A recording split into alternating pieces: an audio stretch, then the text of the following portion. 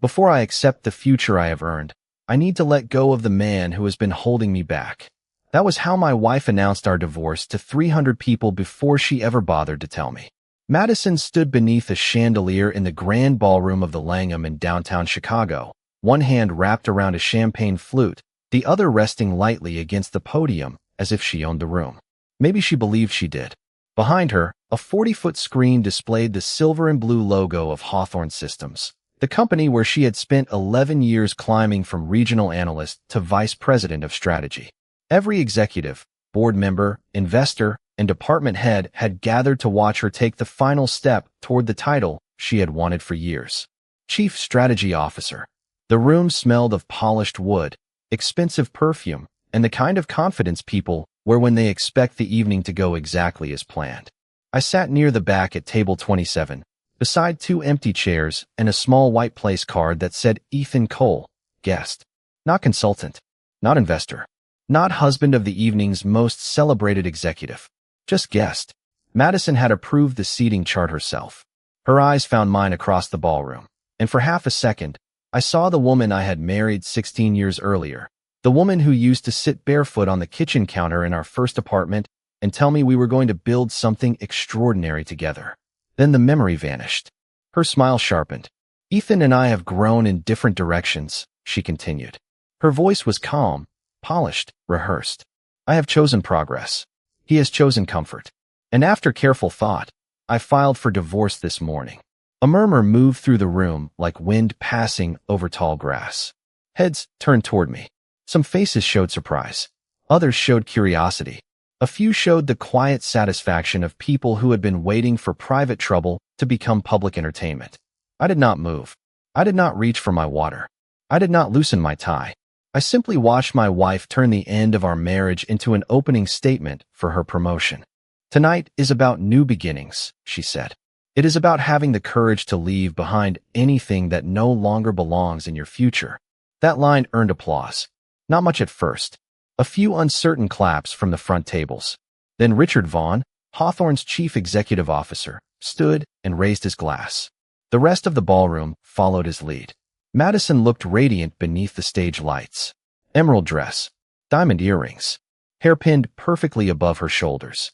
She had planned every detail except the one that mattered. She had no idea who had purchased her company that afternoon. My phone vibrated once against the inside pocket of my jacket. I waited until the applause grew loud enough to cover the faint rustle of fabric, then pulled it out beneath the table. The message came from Evelyn Shaw, lead counsel for Northbridge Capital Partners. Her words glowed on the screen. You own it now. I read them twice, not because I was surprised, but because timing has a strange sense of humor. At 8:43 that evening, Madison had announced she no longer wanted me in her future. At 8:42, the final transfer had cleared, giving my holding company control of 72% of Hawthorne Systems voting shares. The company she believed was about to crown her belonged to me. I slipped the phone back into my pocket and looked toward the stage. Richard had joined Madison at the podium, smiling like a man preparing to reward his favorite student. He placed a hand on her shoulder and told the room that bold leadership required sacrifice. Madison laughed softly and glanced at me again. There was no regret in her expression, only relief. She thought she had finally stepped out of my shadow. What she did not understand was that I had never asked her to stand in it.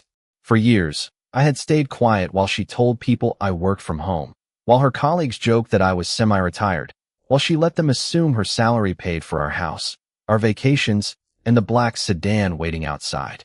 I had never corrected them because I did not need strangers to understand my life. But silence has a cost. Eventually, people begin mistaking restraint for weakness. Madison lifted her glass one final time. To the next chapter, she said. Everyone raised theirs. I looked at the clock above the ballroom doors. 8:57. 3 minutes remained before the new board authority became effective. 3 minutes before Richard's power expired. 3 minutes before Madison learned that the future she had just claimed in public had already changed owners. I raised my glass with the rest of them, but I did not drink. Madison smiled, certain she had won. I smiled back, because in 3 minutes, the company would make an announcement of its own. At 8:58, Richard Vaughn began thanking the people who had helped make Hawthorne Systems what he called a family, and I almost admired the confidence it took to use that word in a room built on ambition. Families usually knew who paid the mortgage. Most people at Hawthorne did not even know what I did for a living. To them, I was the quiet husband who appeared at holiday dinners, smiled when introduced, and disappeared before the conversations became too self-important. My place card said guest because Madison had stopped knowing how to describe me years earlier. At first, she used to say I worked in technology. Then she began saying I had sold a small company and was taking time off. Eventually, she reduced it to a shrug. Ethan works from home. That explanation was easy for people to understand. It made me harmless. It made her success look larger. I never corrected her because the truth was complicated, and I had learned that people who measure worth by job titles rarely listen long enough to understand ownership structures, investment partnerships, or private acquisitions. Northbridge Capital Partners did not have my name on the front door. That was intentional. After selling my logistics software company at 33, I had spent 2 years watching strangers attach themselves to my success. Reporters wanted a story. Former classmates wanted introductions. Men who had ignored me in college suddenly remembered we had once shared a statistics class. I learned to value privacy the way other people valued applause. Northbridge became my second beginning, built quietly through a network of holding companies, long-term investments, and businesses that needed patient capital more than public attention. I did not retire. I simply stopped performing. Madison understood that once. During our early years, she would sit across from me at our kitchen table while I reviewed contracts after midnight. She knew I was not drifting. She knew every quiet morning in my home office could involve decisions affecting hundreds of employees. But somewhere between her first executive office and her third magazine profile, privacy began to embarrass her. She wanted a husband she could display beside her achievements. I wanted a marriage that did not require a press release. At 8:59, a waiter placed a fresh glass of water beside me. He glanced toward the stage, then back at the place card. "Big night for your wife," he whispered. I nodded. "Bigger than she knows." He smiled politely, assuming I meant the promotion, and moved on. Across the ballroom, Madison stood beside Richard while camera phones rose above the tables. Her wedding ring still rested inside her champagne glass, catching the light whenever she moved. She had not simply announced our separation. She had staged it. Every pause had been rehearsed. Every word had been chosen to make her look brave and me look small. I wondered how long she had practiced the sentence about leaving behind what no longer belonged in her future. I wondered whether she had said it into our bathroom mirror while I made coffee downstairs. The strange thing was that I was not angry. Anger would have been easier. What I felt was quieter, like discovering a door had been locked long after you stopped trying to open it. My phone vibrated again. Evelyn's message appeared beneath the first. Board authority activates at 9. Do not intervene before counsel arrives. I checked the ballroom entrance. No sign of her yet.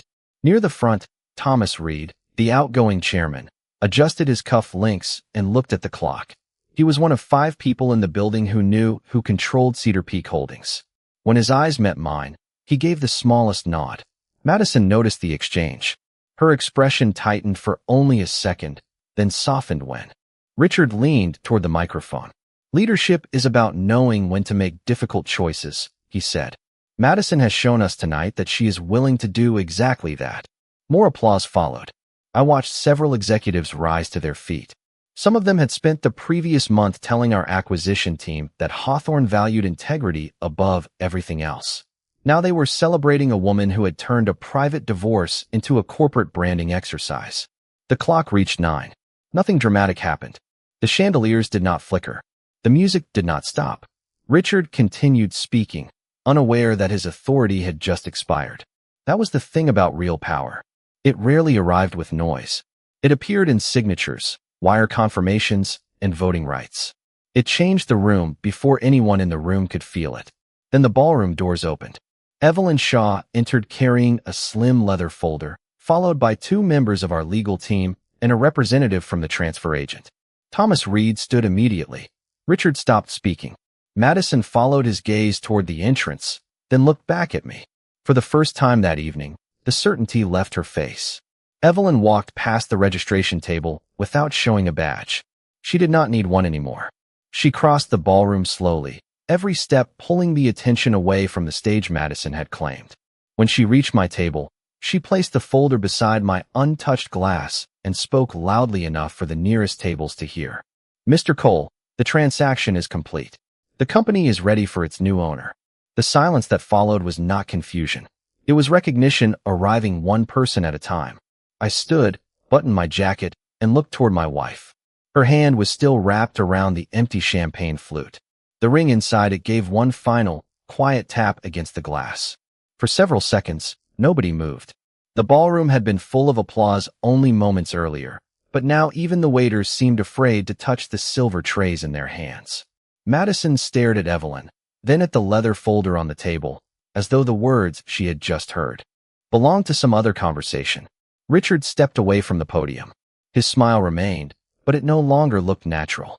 There must be some misunderstanding, he said. Evelyn did not answer him. She opened the folder, removed a single document, and placed it in front of me. The first page carried the seal of Cedar Peak Holdings and the confirmation of 72% voting control. I signed where she indicated, using the same pen Madison had given me on our 10th anniversary. She had engraved my initials into the silver barrel back when she still believed my work mattered. I remembered the night she gave it to me. We were living in a narrow townhouse in Evanston, the kind with a furnace that rattled whenever the temperature dropped below 20 degrees. She had wrapped the pen in a grocery bag because she had forgotten to buy gift paper. We sat on the kitchen floor, eating takeout noodles from cardboard containers while snow gathered against the windows. She told me one day I would sign something that changed our lives. At the time, she meant the sale of my first company. She could not have imagined I would use that pen years later while she stood beneath a corporate logo, waiting for another man to reward her. I finished my signature and returned the document to Evelyn. Around us, whispers began moving from table to table. People searched for my name on their phones. A man from the finance department looked at his screen, then slowly lowered it when he realized I had noticed. Madison finally found her voice. "Ethan, what is this?" She did not sound angry yet. She sounded careful. It was the voice she used during negotiations when she suspected the other side knew more than she did. "It is the closing confirmation," I said. "Cedar Peak acquired the controlling interest this afternoon." She looked toward Richard for help, but Richard was already speaking quietly with Thomas Reed. Neither man looked at her. That seemed to frighten her more than anything I could have said. "You work from home," she said, almost under her breath. It was such a simple sentence, but it carried years of assumptions. I thought about all the mornings she had left before. Sunrise wearing tailored suits while I stayed behind with coffee and a laptop. She saw the closed office door and imagined comfort. She never asked about the calls with pension funds in New York, manufacturing executives in Ohio, or legal teams in California. She saw me make lunch in our own kitchen and decided I had stepped away from ambition. What she did not see was that I had stopped confusing visibility with value. My first company had taught me that success could become a cage if you let strangers define it. Northbridge was built differently. No magazine covers. No conference speeches. No name carved into the lobby wall. We invested in businesses that needed time, discipline, and leaders willing to admit what was broken. Hawthorne had looked promising at first. Strong engineers. Loyal clients.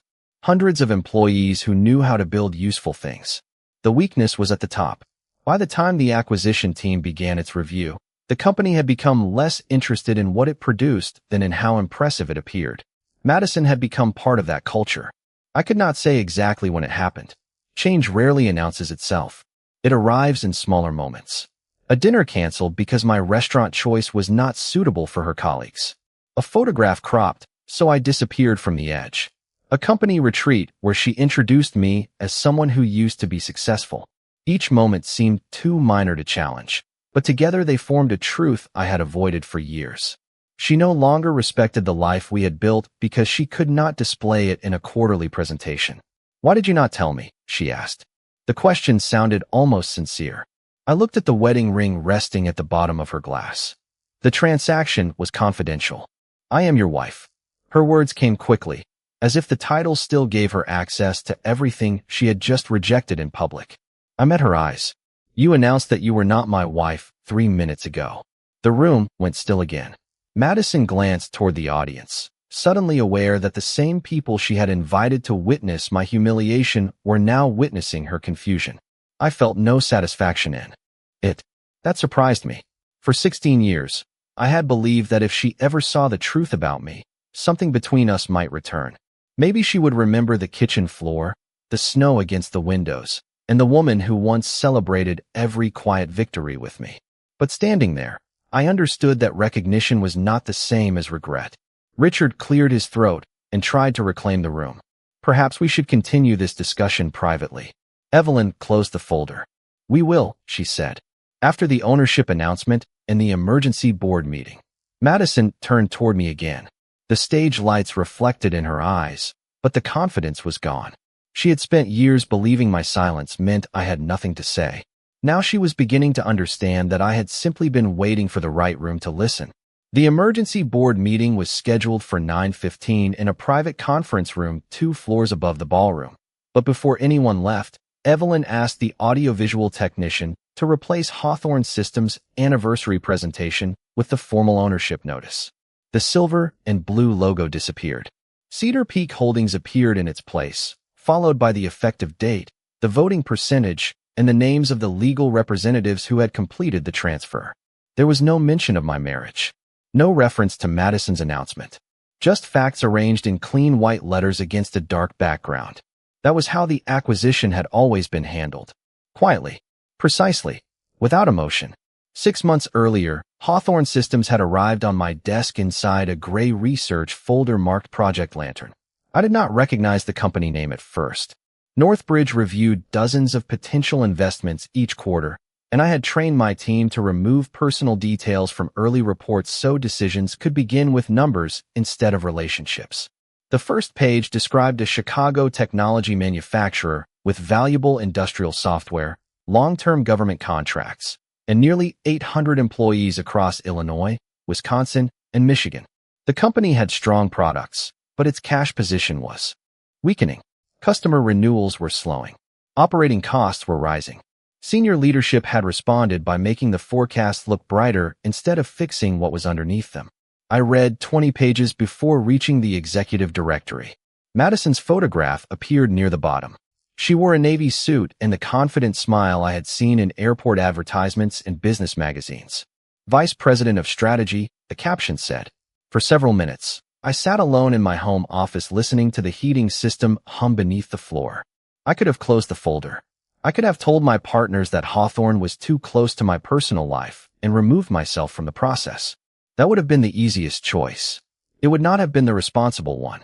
Northbridge managed money for retirement funds, family trusts, and institutions that expected discipline from us. I could not reject a sound opportunity because my wife worked inside it, just as I could not approve one to protect her career. I called Evelyn that afternoon and disclosed the conflict. By sunset, we had created rules stricter than our legal team required. I would not communicate with Madison about the transaction. I would not review any confidential employment material unless it affected the value or governance of the company. Every decision would require approval from the investment committee. Cedar Peak Holdings would serve as the acquisition vehicle, keeping my identity separated from the negotiations until the transfer became final. At home, I said nothing. Madison continued talking about Hawthorne's mysterious potential buyer over dinner. She believed it was a large East Coast fund that would replace older executives with ambitious leaders. One night, while cutting roasted chicken at our kitchen island, she told me the acquisition might be the best thing that had ever happened to her. New owners always want people who understand the future, she said. I remember looking at her across the marble countertop and wondering when our conversations had become presentations. Do they know what needs fixing? I asked. She smiled as if I had asked something simple. They will know what we show them. That sentence stayed with me. During the following months, our team studied Hawthorne from the inside out. We visited plants before dawn, spoke with engineers after their shifts, and reviewed contracts line by line. The people doing the actual work were better than the company's reputation suggested. They had built systems used in freight yards, water treatment facilities, and distribution centers across the Midwest. Many had stayed through years of poor leadership because they believed in what they made. That mattered to me. A company was never just the executives photographed for annual reports. It was the technician driving 40 miles through snow to restore a client's network. It was the payroll specialist who caught an error before 700 families received the wrong deposit. It was the engineer whose name never appeared on a stage. Hawthorne deserved owners who understood that.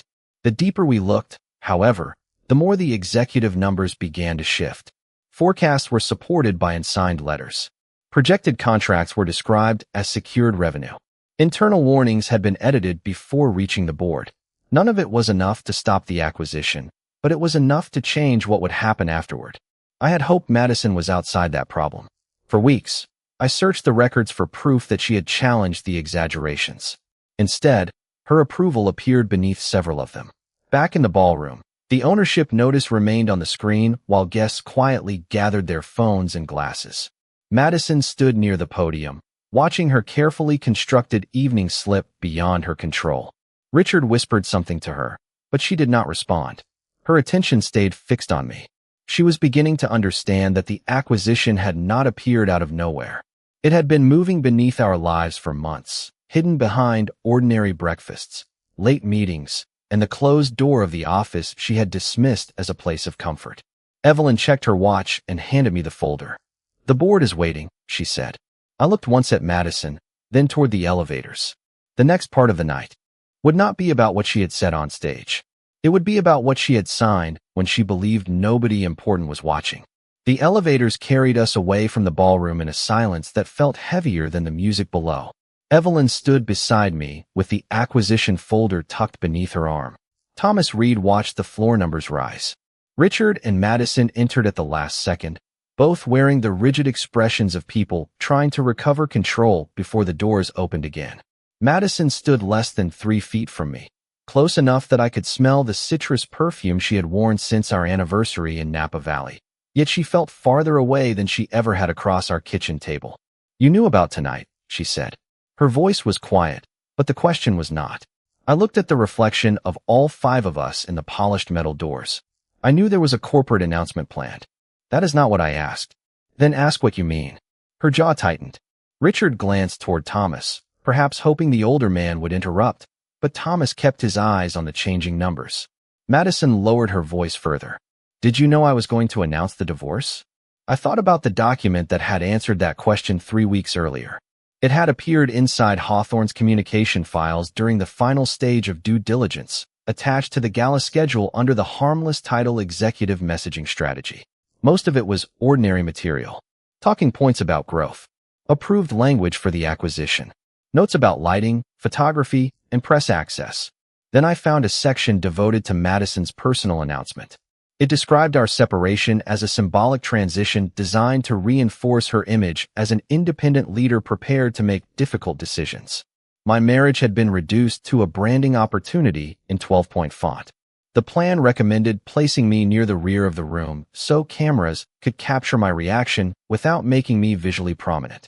It suggested that Madison pause after mentioning the divorce, allowing the audience time to absorb what it called the emotional courage of the moment. There was even a note advising Richard to stand immediately afterward and connect her personal decision to the leadership qualities required for promotion. I had read the page twice before closing the file, not because I misunderstood it, but because part of me still believed Madison could not have approved something so cold. Claire Bennett confirmed the document had been reviewed by Madison's office. The final version carried her electronic approval. That night, I went downstairs and found her at the kitchen island, scrolling through her phone while a pot of coffee cooled beside her. I asked whether there was anything she needed to tell me before the gala. She did not look up. She said the event would be stressful and asked me not to make it harder by acting uncomfortable around her colleagues. I gave her another opportunity the next morning, then another 2 days later. Each time, she chose silence while preparing to use mine against me. The elevator reached the 22nd floor and opened onto Hawthorne's executive level. The hallway was empty, its glass walls reflecting the city lights and the dark surface of the Chicago River below. We walked toward the conference room, but Madison remained beside me. "You should have confronted me," she said. "Would that have changed your decision?" She hesitated. "That was answer enough. You let me go on stage. You planned the stage." She stopped walking. Richard stopped with her, but Evelyn, Thomas, and I continued toward the conference room. After a few steps, Madison followed. "I filed because this marriage has been over for years," she said. "You disappeared into that office. You stopped wanting anything." I turned toward her. I stopped advertising what I wanted. There is no difference when nobody can see it. That sentence explained more than she intended. Madison had begun viewing our life through the same lens she used for quarterly reports. If something could not be displayed, measured, or praised, she considered it worthless. My work had no title she could place beneath my name. My loyalty had no audience. My support had no photograph attached to it. She had not merely fallen out of love with me. She had decided I was bad for her image. Evelyn opened the conference room door. Inside, 9 board members waited around a long walnut table. Printed packets sat in front of every chair. At the far end, a screen displayed the Cedar Peak ownership structure and the agenda for the emergency meeting.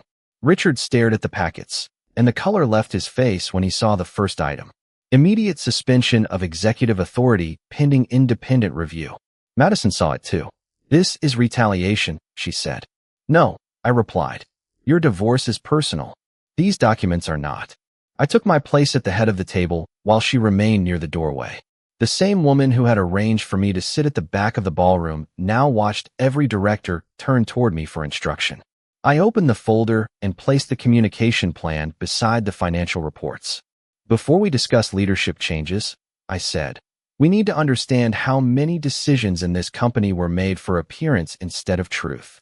Madison looked at the page containing her approval. For the first time that evening, she did not look embarrassed or angry. She looked afraid of what else I might know. The first financial report concerned a $28 million expansion contract with Meridian Freight Solutions, a deal Hawthorne had described to lenders and potential buyers as secured revenue.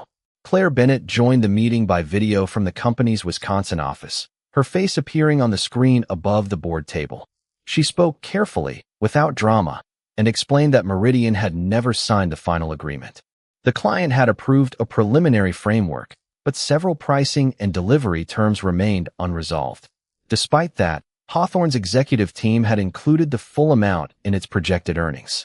Richard leaned back in his chair and folded his hands across his stomach. "That is standard forecasting," he said. "Every company accounts for likely business." Claire did not react. She opened the original email chain and displayed it beside the forecast. Meridian's legal department specifically requested that Hawthorne not represent the agreement as final. The message was dated 4 months earlier. Richard's name appeared among the recipients. So did Madison's. Nobody spoke for several seconds. The only sound came from the ventilation system and the faint music rising through the floor from the ballroom below. Madison looked at the screen, then at the printed packet in front of her.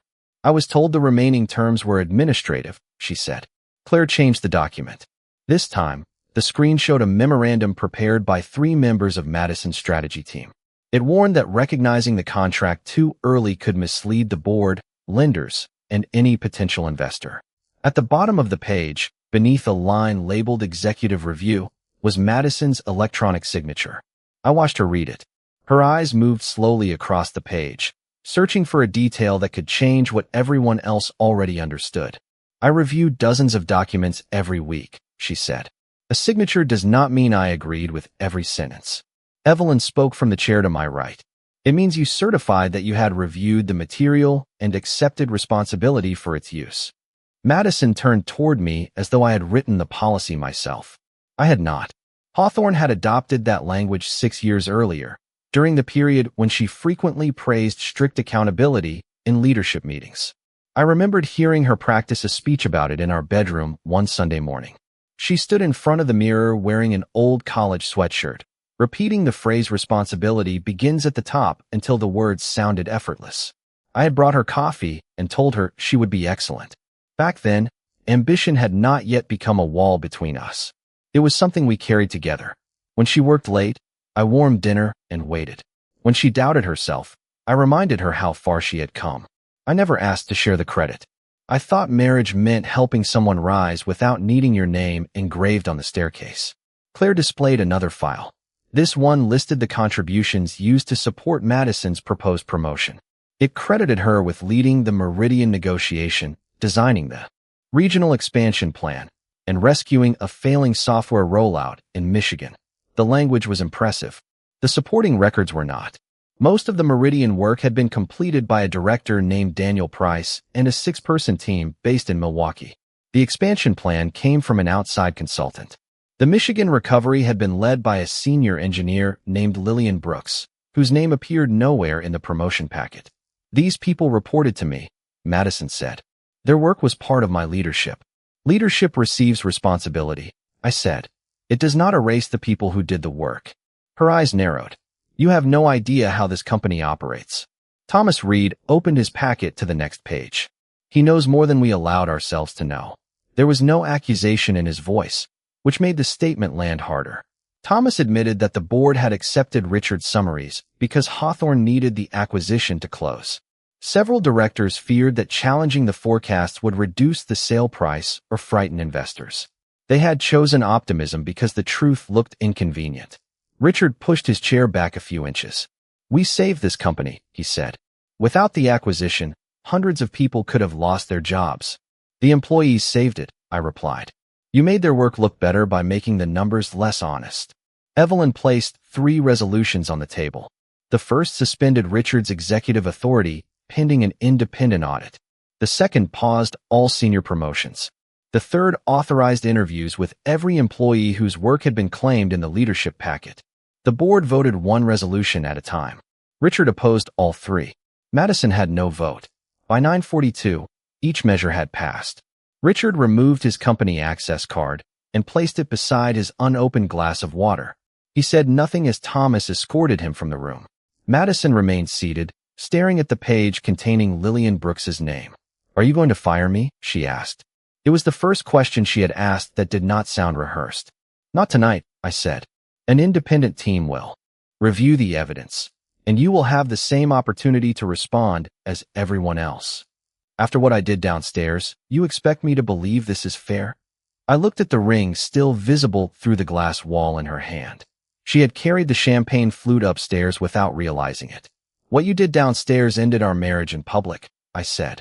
What you did in these documents may have harmed people who trusted your signature. I will not confuse the two, even if you already have. She lowered the glass to the table. The ring touched the bottom with a soft, clear sound. For the first time all evening, Madison looked beyond me toward the names in the report, and I wondered whether she finally saw the people who had disappeared beneath her success. The board meeting ended at 10:12, but Madison did not leave with the directors.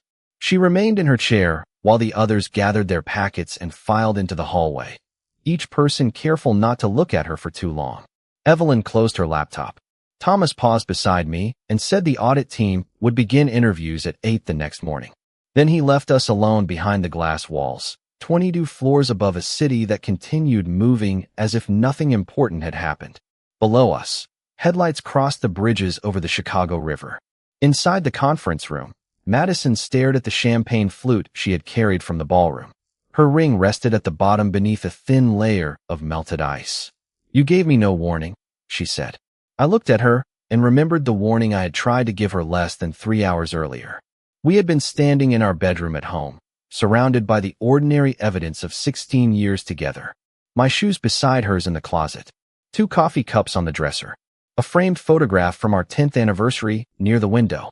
Madison wore the emerald dress she had ordered for the gala, and I stood behind her fastening the cuff of my shirt while she studied herself in the mirror.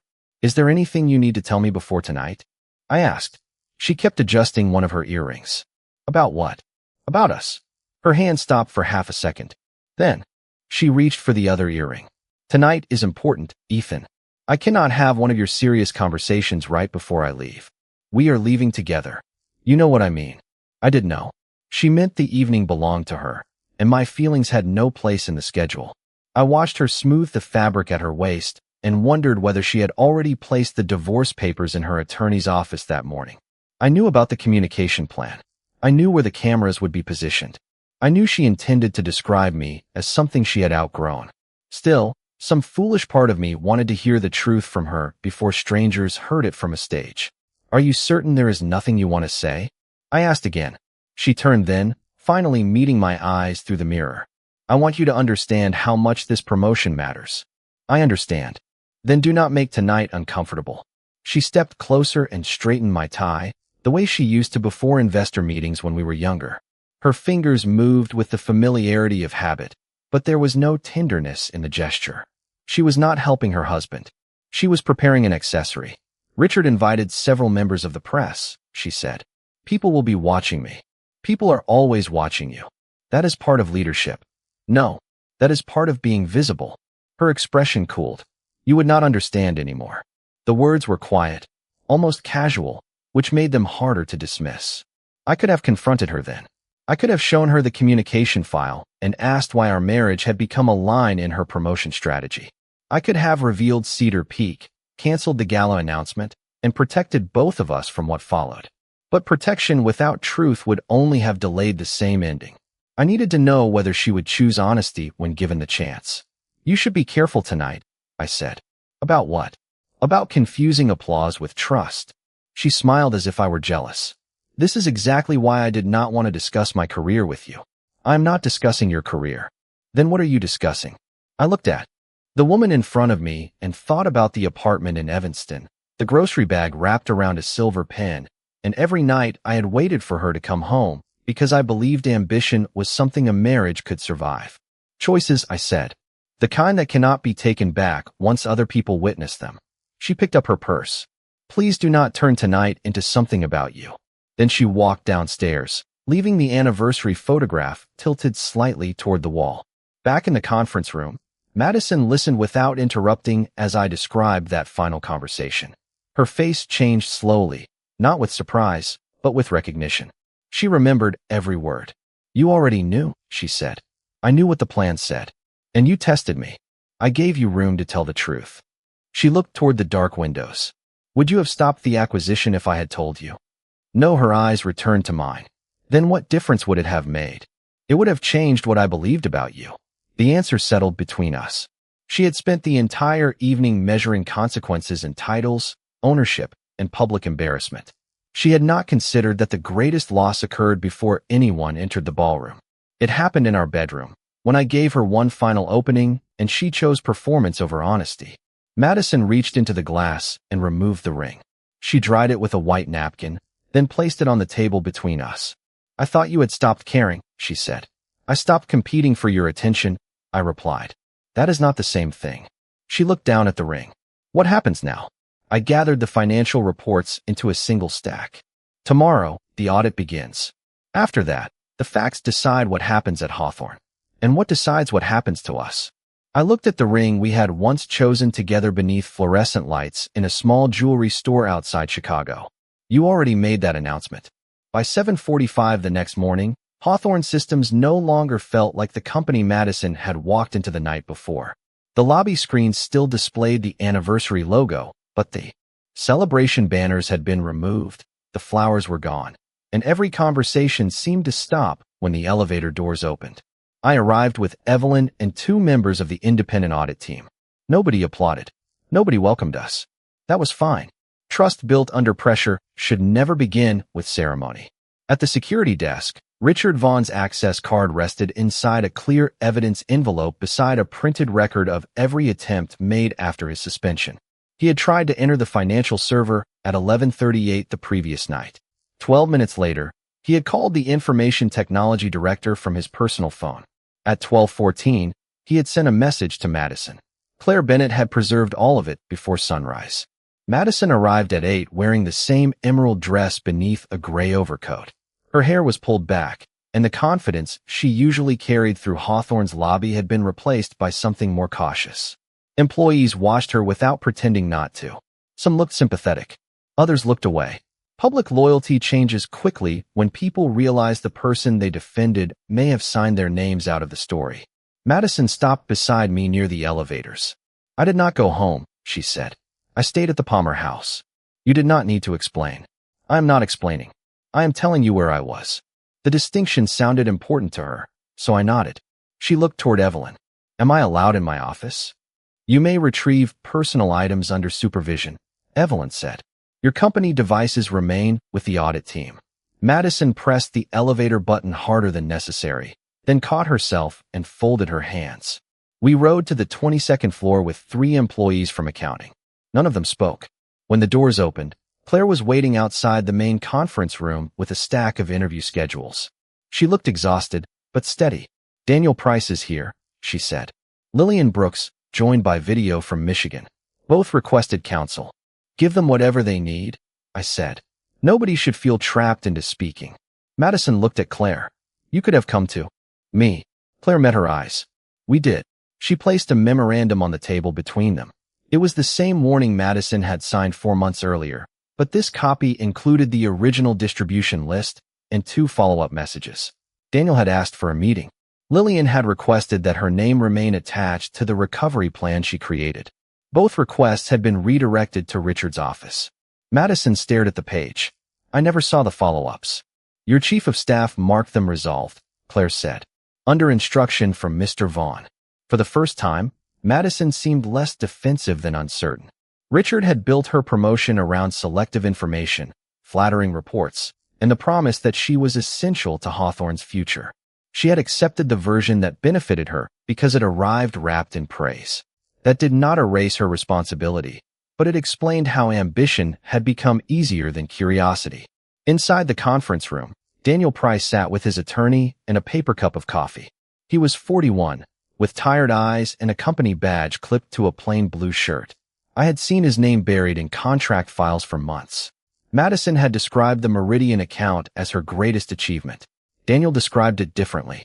He and his team had spent 18 months traveling between Chicago and Milwaukee, sometimes driving 90 miles through winter weather to keep the negotiations alive. When Meridian delayed the final signature, Richard told them to treat the agreement as complete. Daniel objected. 2 weeks later, he was removed from executive meetings. Why did you stay? I asked. He looked toward the window. Because 6 people on my team have families, and because the project can still work if somebody stops pretending it is finished. Lillian's interview followed. She explained how the Michigan software rollout had failed after executives shortened the testing schedule to meet an investor presentation. Her engineering team rebuilt the system over 11 weekends. Madison visited once, took photographs with the staff, and later received credit for leading the recovery. Did she know you were excluded? From the report, Evelyn asked. Lillian paused. I sent her the original version with my name on it. Claire displayed the email.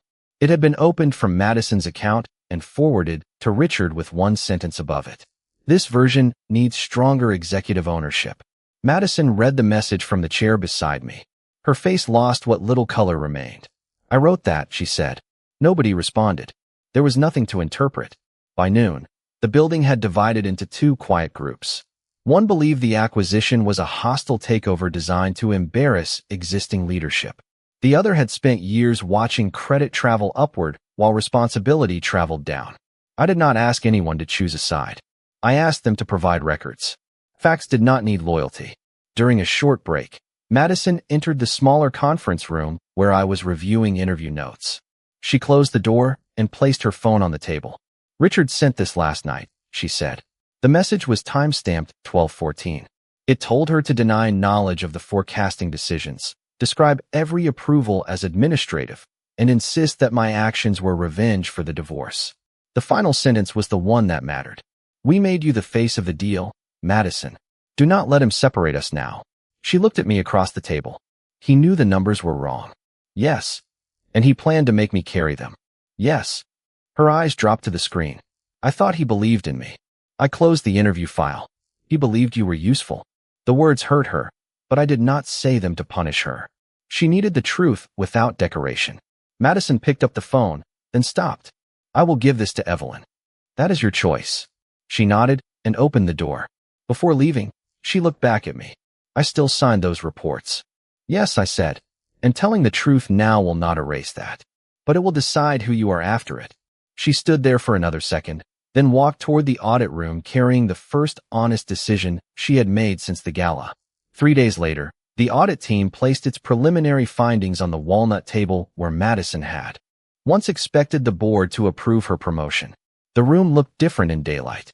Without champagne glasses, stage lights, or the energy of an audience, it was only a conference room with fingerprints on the glass and a view of gray clouds over the Chicago River. Facts have a way of making impressive places feel ordinary. Evelyn sat to my right. Thomas Reed sat across from her. Claire Bennett had organized the evidence into 4 binders, each marked with a date range instead of a person's name. Madison arrived last, wearing a navy suit, and carrying no briefcase. She had spent the previous 2 days answering questions for nearly 11 hours. She had surrendered her personal messages with Richard, identified the reports she had approved, and corrected several statements her attorney initially advised her not to discuss. None of that erased what she had done. It did, however, prevent Richard from rewriting the entire story around her. The audit showed that Hawthorne's leadership had overstated projected revenue by nearly $34 million across 5 major accounts. 3 contracts had been described as secured before clients approved final terms. 2 internal warnings had been removed from board presentations. Credit for successful recovery projects had been reassigned from technical teams to senior executives whose involvement consisted mostly of approving public statements after the work was finished. Richard had directed the process. Madison had signed enough of it to make herself responsible. When Claire finished presenting the summary, Thomas removed his glasses and placed them on the table. "How long has this culture existed?" he asked. Claire looked at the binders. "Long enough that people stopped expecting objections to matter." That sentence stayed in the room. I thought about Daniel driving 90 miles through winter weather while executives described his unfinished contract as their victory. I thought about Lillian working 11 weekends to repair a system after leadership shortened the testing schedule. Hawthorne's problem was not one dishonest forecast. It was a structure that rewarded visibility and treated the people doing the work as background scenery. Madison had learned to thrive inside that structure. Then she had brought the same belief into our marriage. The person standing nearest the spotlight mattered. Everyone else became support. Evelyn read the proposed resolutions. Richard would be removed as Chief Executive Officer for cause, subject to the final legal review. His severance package would be suspended. The company would issue corrected financial disclosures to lenders and investors. Every pending executive promotion would be canceled until a new evaluation process could be created. Daniel and Lillian would receive formal credit in the corporate record, along with compensation reviews for their teams. Then Evelyn reached the final recommendation. Madison would be removed from executive duties and placed on administrative leave until the audit concluded. She would retain the right to respond to every finding. She would not receive the promotion. Nobody looked at me when the board voted. That mattered. I had required the outside directors to decide without my participation because I would not allow our divorce to become a weapon in either direction. The resolution passed unanimously. Madison listened without interruption. When Thomas asked whether she wished to make a statement, she opened the folder in front of her but did not read from it. "I told myself I was accepting responsibility for my team," she said. "The truth is that I accepted credit more easily than responsibility. When warnings reached me, I treated them as obstacles because Richard told me the company needed confidence. I signed reports I should have challenged. I let people disappear beneath my title." Her voice remained steady until she looked at Claire. "I cannot undo that." Claire did not offer comfort. She simply nodded. It was the most honest response in the room. After the meeting, Madison found me in the smaller conference room overlooking Wacker Drive. Rain traced narrow lines down the windows. She placed her company badge on the table between us. "You got what you wanted," she said, but the accusation lacked conviction. "This is not what I wanted. You own the company. Richard is gone. I lost the position, and 800 employees still have to come to work on Monday." She looked at me for a long moment. "Were you ever proud of me?" The question caught me off guard because it belonged to another time, before the gala, before Cedar Peak, before our conversations became negotiations. "I was proud when you earned your first management role," I said. "I was proud when you stayed late to help an analyst who made a mistake. I was proud when you cared more about doing the work correctly than being seen doing it." She lowered her eyes. "That sounds like a different person." "It was still you." "Not anymore. That part is up to you." Madison sat across from me. No stage between us. No audience waiting to applaud. She reached into her purse and removed the divorce papers. My copy had a yellow tab beside the signature line. "I thought announcing this publicly would make me feel free," she said. Instead, it showed me how much of my life had become a performance. I picked up the pen she had given me years earlier. The silver surface caught the pale light from the window. A performance still ends when the room empties. I signed my name and returned the papers. Madison touched the page but did not pull it toward her immediately. "Is there any version of this where we start over?" she asked. I looked at the city below, at the traffic moving through rain, every driver carrying a life nobody else could see. You can start over, I said. So can I, but not as the people we pretended to be. She nodded once, gathered the papers, and left her badge on the table. When the door closed, I remained there with the company files, the silver pen, and the quiet understanding that winning control of Hawthorne had been easier than accepting that our marriage was truly over.